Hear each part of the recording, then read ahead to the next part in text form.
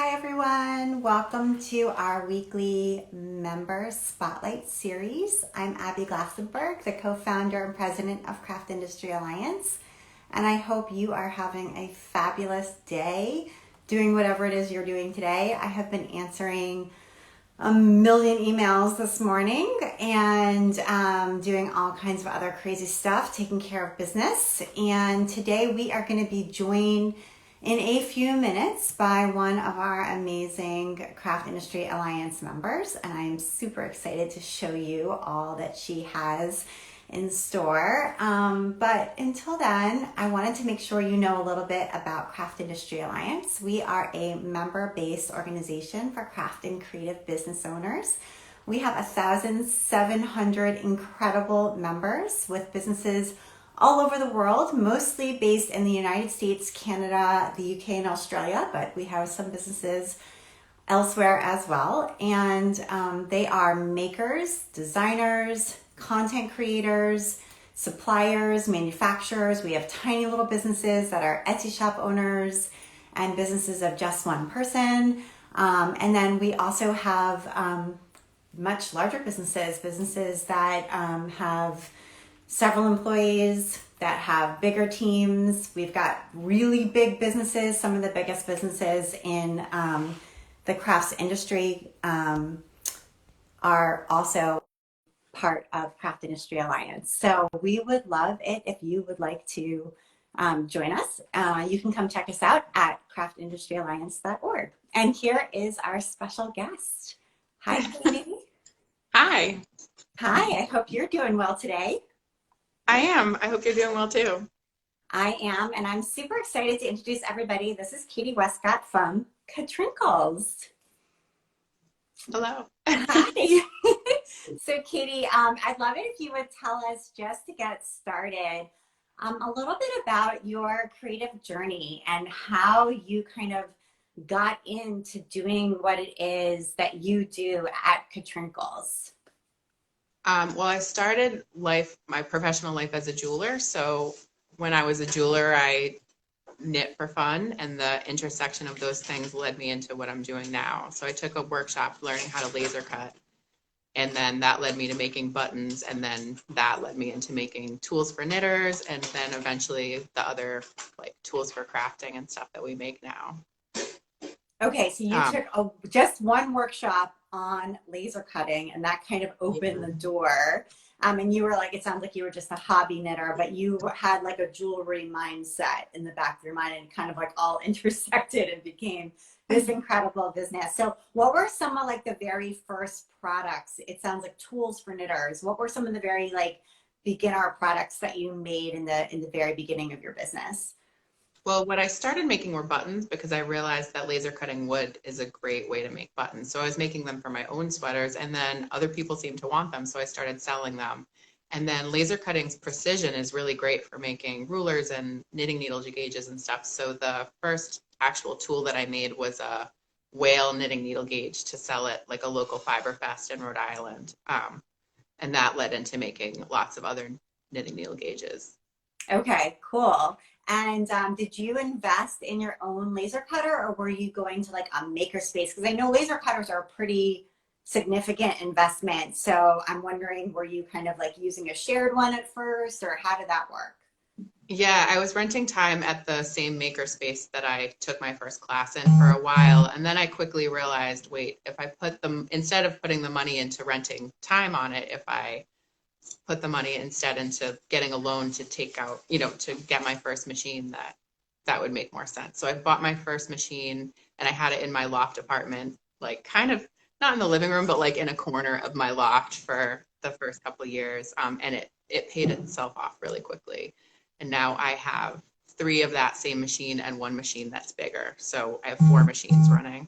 Wow, that's amazing. So you have four machines, and you must have some sort of outside studio space, because I'm imagining these do not fit in an apartment. Yeah, when I first started, I was living in a loft apartment that I can't remember exactly how many square feet, 1,200 square feet maybe.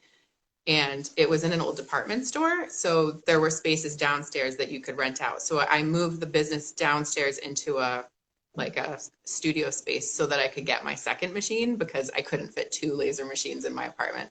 And it was actually really great moving the business out of my loft apartment because it was sort of like the business was taking over my whole life. Like my now husband would leave to go to work, and then my employee would come in and we'd sort of just turn the whole apartment into the Katrinkles studio.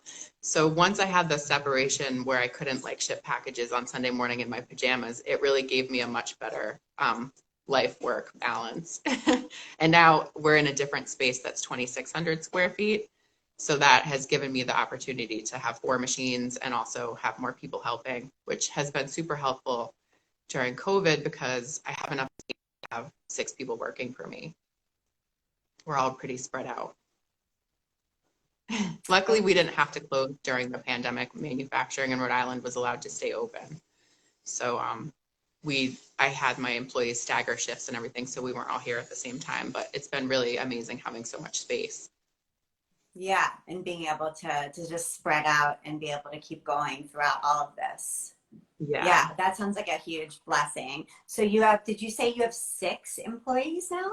Mm-hmm. Wow, that's amazing. So you have I 4 just couldn't do it on machines and yeah, 4 machines and 6 employees. Did you have to get like some financing in order to afford all of these machines, or were you able to like pay for them up front, or how did that work?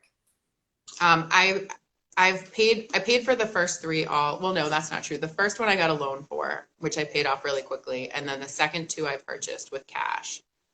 And then the last one I did a lease to own because the last machine I bought was a really fancy one. I wanted to be able to make signs and bigger stuff. So it's a lot bigger than the other 2. So I did a lease. But when the lease is Nice. over, then Okay, cool. Right, but it was worth it I because just then you can really make want to bigger. too. That's like a whole other adult purchase. That's great. Cool. So tell us a little bit about like some of the product range you have now, because you have a lot of products. And like I was just watching the other day a video, an unboxing video that Isolda showed on her site where she had like a really custom little mini like loom that you had made for her that was like branded just for her. Oh, yay. Yeah, you have it. That's super cool. So you can do So this is really things, cool. yeah, It's that are like collaborations with other brands where you're making things that are custom and like white label just for them, which is super yeah. neat that you can do that. So I guess just tell us about some like recent projects and what you've got going now. Well, this is that darning loom. You use it to darn socks or darn patches and any kind of like I have socks in front of me, but anything knit. But we basically under the brand name Katrinkles, I make a line of tools and buttons and we do special collections and all sorts of things. But then we also do private label stuff I work with over 400 retailers all over the world. So sometimes we're either making them custom tools that have their brand on it, or we're just putting their brand on the back of whatever the Katrinkles item is that's most similar.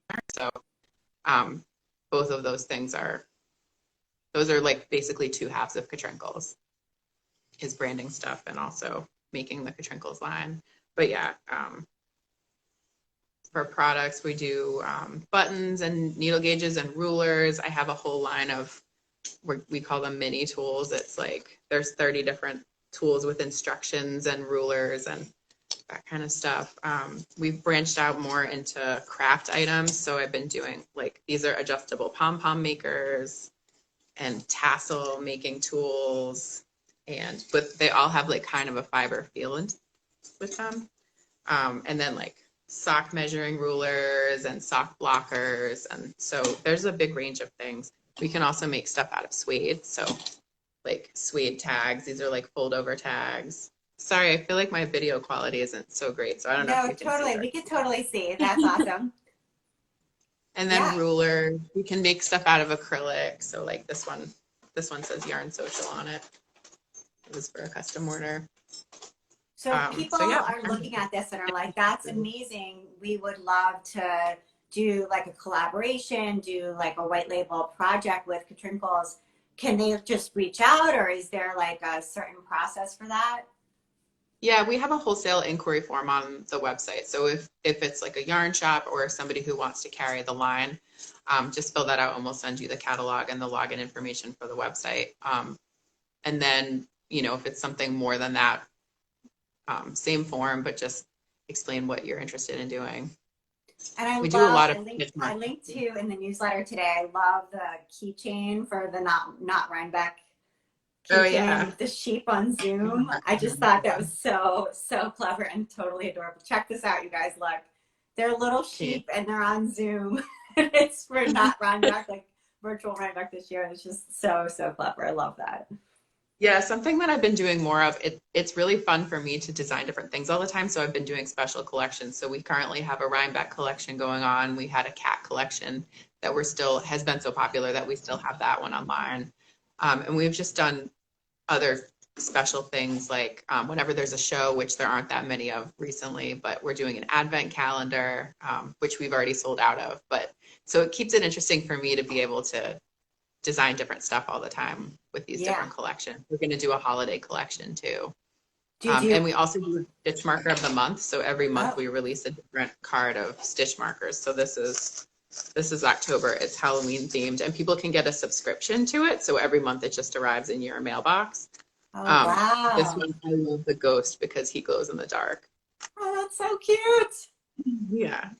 And it's fun because every month I get to design a new stitch marker set, but then we only have it for the month. So then I'm not like just adding to how many styles we have. It's just, you can only get it for October.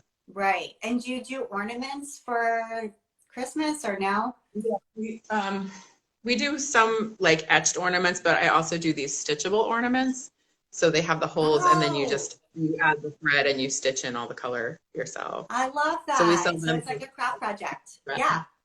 Yeah, they're really fun to stitch, and it's so much quicker than knitting a sweater. So there's sweaters and that is such a cute little stocking stuffer and would be like the perfect little gift for somebody crafty who just wants like a quick project. I love it. Yeah, thank you. Yeah. I'm wondering if you could ever have imagined back when you just took that little like laser cutting class. I don't know if you thought like this is where it was all going to lead. No, I really had no idea. And it's funny because I eventually, more recently, hired someone that I used to work with when we worked in costume jewelry together. And we always, when she first started working with me, we were always laughing about like, we're like playing business, but like, this is a legit business where we really are, we're busy and we're really doing stuff. So it's really great to have her on board. And we're always kind of like, how far we've come, even since she started, how much the business has grown. Yeah, I mean, this is not a small operation. You've got lots of people and a big space and a lot of equipment. This is the real deal. Yeah, it's really cool. I really impressive. love what I do, and I love the people that work for me, and it's just really wonderful coming in every day and doing something that I enjoy and having a work environment that we all really like being in. So I'm just so thankful that that's what I do. Yes, and we love having you as a Craft Industry Alliance member as well, and we are super excited that you're part of our organization. So, yeah, I've been really enjoying the roundtables, and it's really cool to have the discussion part of it too. Good, I'm so glad. So, if people want to check out Katrinkles, get some of this amazing product, some of the ornaments, want to subscribe to get the stitch markers, etc., where should they go if they maybe want to do a collaboration, set up a wholesale account, etc.? Well, the website is katrinkles.com, and there's a contact form, like there's a contact page on there that has the form to fill out for wholesale, and that's where everything is for sale on that website too. And then on Instagram, somebody has the Instagram Katrinkles, so my website doesn't match my Instagram, but she won't give it up, so maybe eventually. Oh, but I guess I don't need to link you to the Instagram because you can see it. Okay, and we will tag it here right below this video too, so you could just click right over and grab stuff. So, well, Katy, this has been amazing. Thank you so much for joining us, and we will see you soon. Thank you for having me. This was my first Instagram Live, so. You did an awesome job. Yay. Thanks, everyone who joined us. All right, bye. Bye.